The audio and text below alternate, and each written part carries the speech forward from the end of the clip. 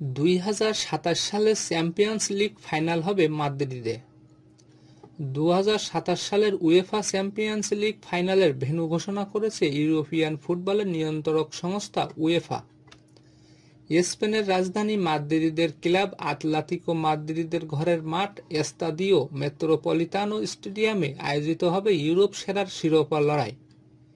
একই বছর নারী চ্যাম্পিয়ন্স লিগের ফাইনাল হবে পোল্যান্ডের রাজধানী ওয়ারশর ন্যাশনাল স্টেডিয়ামে। আলবেনিয়ার তিরানায় নির্বাহী কমিটির বৃহস্পতিবারের বৈঠক শেষে এই সিদ্ধান্ত জানায় উয়েফা।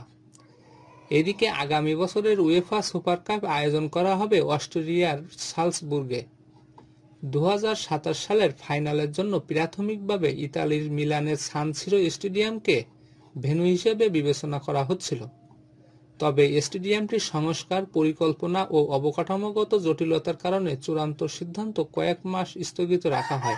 শেষ পর্যন্ত অ্যাটলেটিকোর ঘরের মাঠকেই বেছে নেয় উয়েফা। এছাড়া লা লিগা ও সিরি আর ম্যাচের বিদেশের মাটিতে আয়োজনের প্রসঙ্গে আলোচনা চলছে। তবে উয়েফা জানায়, এ বিষয়ে সিদ্ধান্ত নেওয়ার আগে দর্শকসহ সব অংশীজনের মতামত নেওয়া হবে। অন্যদিকে আগামী ডিসেম্বরে যুক্তরাষ্ট্রের মায়ামিতে লা লিগার বার্সেলোনা ভিয়ারিয়ালের ম্যাচ আয়োজনের অনুমোদন দিয়েছে স্পেনের রয়্যাল ফুটবল ফেডারেশন। তবে এই সিদ্ধান্তের বিরোধিতা করে বিবৃতি দিয়েছে রিয়াল মাদ্রিদ। উয়েফার অনুমোদনের পর ঘরোয়া লিগের ম্যাচ বিদেশে নিতে চাইলে ফিফারও চূড়ান্ত সম্মতির প্রয়োজন হবে।